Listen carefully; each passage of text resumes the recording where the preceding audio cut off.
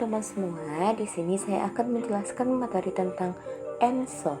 Fenomena meningkatnya intensitas dan frekuensi curah hujan ekstrim seringkali menyebabkan bencana hidrometeorologi seperti banjir. Sebaliknya, berkurangnya curah hujan dari kondisi normalnya dapat menyebabkan kekeringan ekstrim. Kedua fenomena tersebut merupakan anomali iklim, penyimpangan iklim yang disebabkan faktor pengendali variabilitas iklim, salah satunya yaitu ENSO, merupakan singkatan dari El Niño Southern Oscillation, sebuah fenomena iklim alamiah yang melibatkan interaksi antara atmosfer dan laut di Samudra Pasifik Tengah dan Barat. ENSO memiliki dua fase utama yaitu El Niño dan La Niña dengan osilasi selama 2-7 tahun.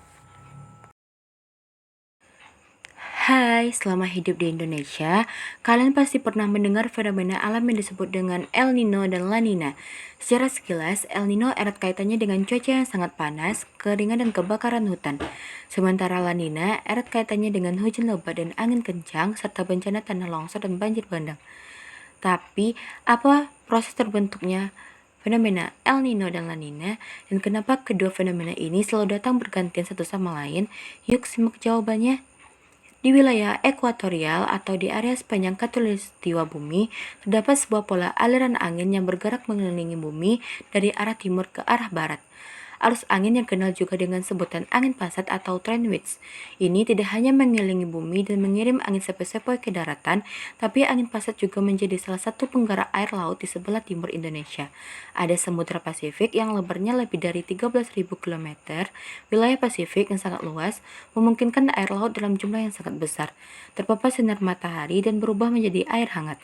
Air laut yang hangat ini memiliki tingkat penguapan yang lebih tinggi daripada air laut yang dingin, dan uap airnya membentuk gumpalan awan hujan yang kemudian jatuh di wilayah Indonesia setelah didorong oleh angin pasat. Namun kondisi cuaca dan iklim yang berubah-ubah bisa membuat pola pergerakan angin pasat dan arus permukaan lautnya menjadi semakin kuat.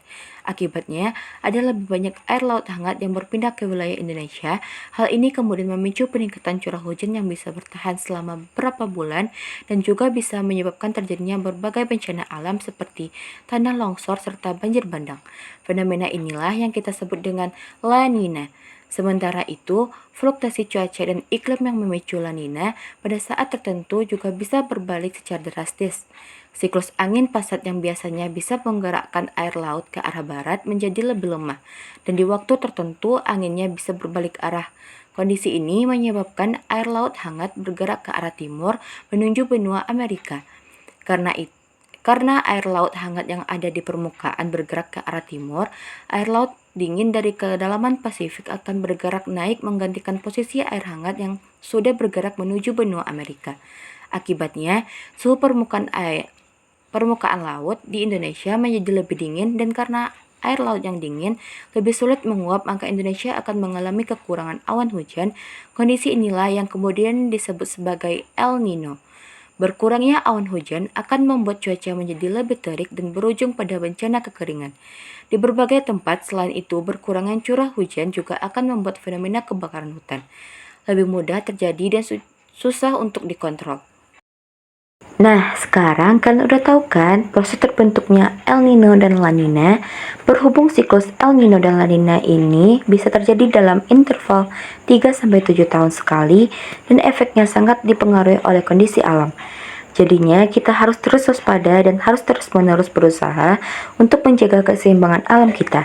Karena jika kondisi alam kita semakin rusak, maka ini bisa menyebabkan dampak El Niño dan La Niña yang akan melanda Indonesia dan negara-negara lainnya di masa depan menjadi lebih dahsyat dan lebih merusak daripada El Niño dan La Niña yang sebelum-sebelumnya.